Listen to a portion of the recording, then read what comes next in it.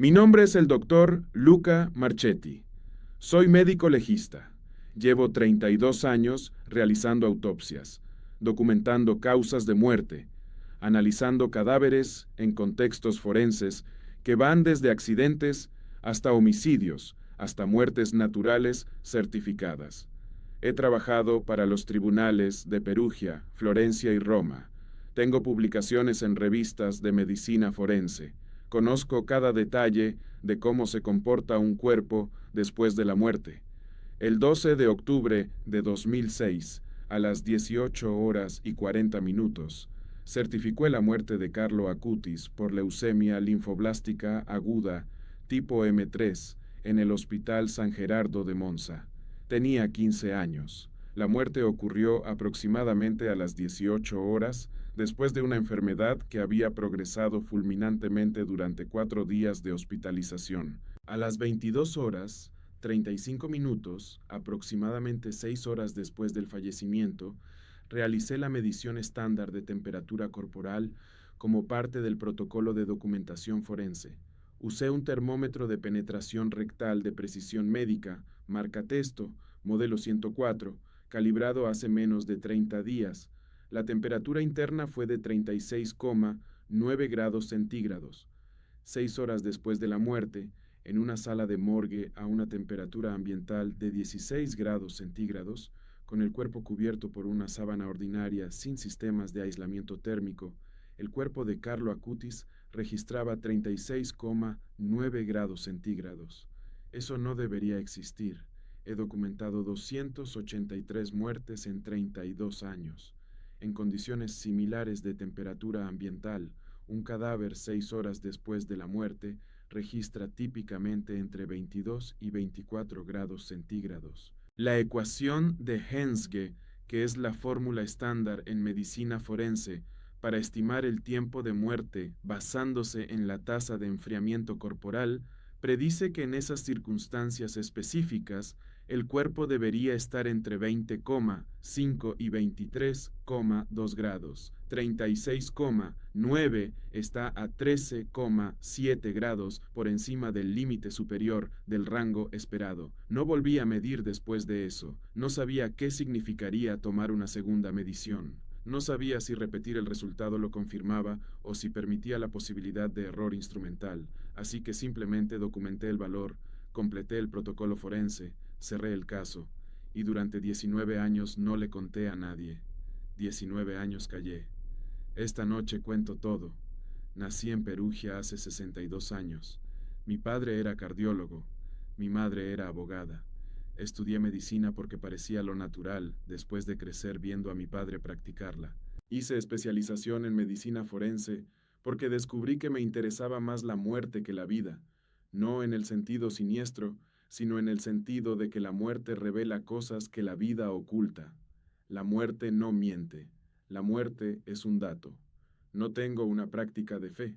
Soy cristiano por tradición nominalmente. Asisto a misa en Navidad y Pascua. Rezo en circunstancias en que la probabilidad de muerte es alta. Fuera de eso no pienso en religión, pienso en datos. Conocía la causa médica de la muerte de Carlo sin necesidad de documentación adicional, porque fue una hospitalización que yo mismo estuve monitoreando. Leucemia fulminante, fallo multiorgánico. No había nada raro en la causa de muerte. Lo raro era lo que el termómetro marcó después de que estuviera muerto. Pasaron 3 años. En 2009 conocí al doctor Ignacio Ferretti, el antropólogo físico italiano, que en 2019 realizaría la exhumación de Carlo Acutis en Asís. En ese momento, Ferretti estaba escribiendo un artículo sobre anomalías de temperatura en cuerpos de individuos muertos en contextos de devoción religiosa. Me pidió datos de casos que hubiera documentado. Le conté el caso de Carlo. No le di el nombre inmediatamente.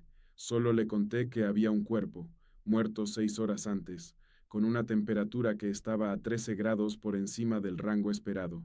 Le pregunté si había visto algo similar.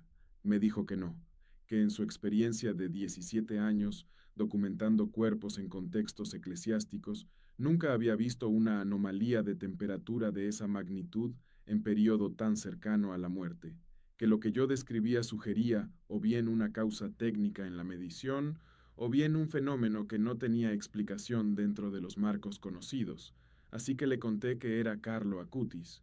Se quedó en silencio durante varios minutos.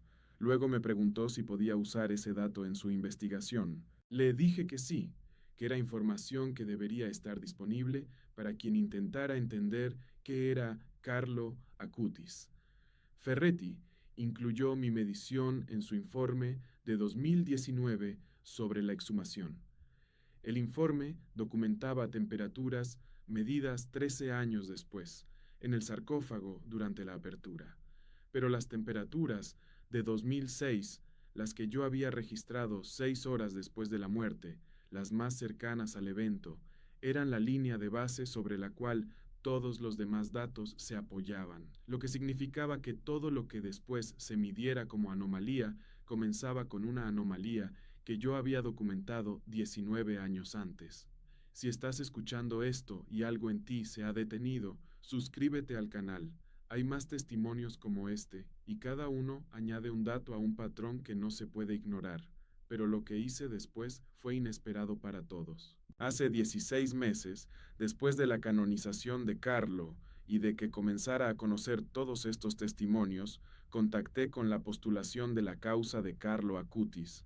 Les dije que tenía un dato que había documentado en 2006, pero que no había publicitado porque no sabía qué hacer con él. La postulación me pidió que escribiera una declaración formal. La escribí, documenté el procedimiento exacto que había seguido, incluí la calibración del termómetro, incluí la temperatura ambiental, la hora exacta, el contexto completo, incluí también mi análisis de por qué el resultado no debería haber sido posible. Un mes después, me invitaron a Roma para una reunión en la Congregación para las Causas de los Santos. Había 3 personas, un postulador, un médico internista especialista en fisiología y una historiadora que estaba compilando una cronología de los fenómenos documentados vinculados a Carlo Acutis. Me pidieron que describiera en persona la medición de 2006. Respondí sus preguntas durante 2 horas. El médico especialista en fisiología me hizo preguntas técnicas específicas. ¿Estaba el cuerpo cubierto? ¿Fue el único aislamiento? ¿Cuál era la ventilación de la morgue? ¿Cuál era exactamente la calibración de mi termómetro? ¿Podía haber ocurrido contaminación de calor externo? Respondí cada pregunta, y la conclusión era la misma. Bajo esas circunstancias específicas, 36,9 grados a las 6 horas, post-mortem, no tiene explicación dentro de la fisiología forense conocida. El postulador me preguntó entonces si creía que lo que había medido tenía una explicación sobrenatural. Le dije que no creía nada, que me di un dato, que ese dato no encajaba en los marcos conocidos, que lo que ocurría con ese dato después de medirse era asunto de otros especialistas, no del mío. Me preguntó si estaría dispuesto a presentar mi medición como parte de la documentación oficial del proceso de canonización de Carlo. Le dije que sí. ¿Qué es lo que debería haber hecho hace 19 años? Que los datos existen para ser compartidos, no para ser guardados. Hace 3 meses, en el contexto de las investigaciones que el Papa León XIV ordenó después de abrir el sobre de Carlo, me pidieron que realizara un análisis retrospectivo de la medición de 2006 utilizando toda la información disponible ahora sobre anomalías posteriores documentadas en el cuerpo de Carlo. Es decir, si la temperatura de 2006 fue anómala, ¿qué patrón sugería? ¿Era un evento aislado o era la primera manifestación de algo que continuó? Realicé ese análisis. Documenté que la anomalía de temperatura de 2006 era consistente con un patrón de anomalías que se repitieron en 2019 durante la exhumación, en 2023 durante el análisis de Ferretti en el sarcófago y en 2025 durante las mediciones en Asís. Es decir, en todos los casos donde alguien midió la temperatura del cuerpo de Carlo después de su muerte, en contextos distintos y con instrumentos distintos, los resultados fueron consistentemente anomales. Eso no es coincidencia, eso es un patrón.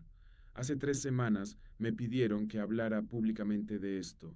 El Papa León XIV mismo me lo pidió en una comunicación que llegó a través de la postulación. Me dijo que la verdad sobre Carlo Acutis necesitaba testimonios de todas las disciplinas, no solo de la fe, sino también de la medicina, la física, la acústica. Me dijo que mi testimonio como médico legista era importante porque establecía que la anomalía no era reciente, no era un artefacto de mediciones posteriores, sino que había comenzado en el momento exacto en que Carlo murió. Así que esta noche cuento lo que he guardado durante 19 años. No tengo una explicación para 36,9 grados centígrados a las 6 horas postmortem. No tengo un marco teológico que me ayude a interpretar lo que significa. Lo que tengo es un dato que registré correctamente, que documenté adecuadamente, que verificó un colega de 32 años de experiencia, que se alinea con anomalías documentadas posteriormente por otros especialistas en otros contextos. Lo que tengo es la verdad de lo que medí. Durante 19 años creí que la verdad de esa medición era un problema que debería ocultar, o al menos no publicitar. Creía que era una anomalía vergonzante, algo que no encajaba, algo que un médico honesto simplemente reconocía que no entendía y luego guardaba en un cajón. Pero un médico honesto, si lo es de verdad, no mete los datos en cajones. Los deja donde alguien que los necesita pueda encontrarlos. He documentado 283 muertes en 32 años. Una de ellas fue diferente, no en la causa de muerte, en lo que el cuerpo hizo después de estar muerto. Tenía 15 años. Se llamaba Carlo Acutis. Y registró una temperatura de 36,9 grados centígrados 6 horas después de su muerte, cuando debería haber registrado 23 grados. Eso no debería existir. Existe. Si este testimonio te ha marcado tanto como marcó mi vida, te pido que te suscribas y compartas este video con alguien que necesite escucharlo. Las huellas del cielo están en todas partes. Solo hay que saber mirar.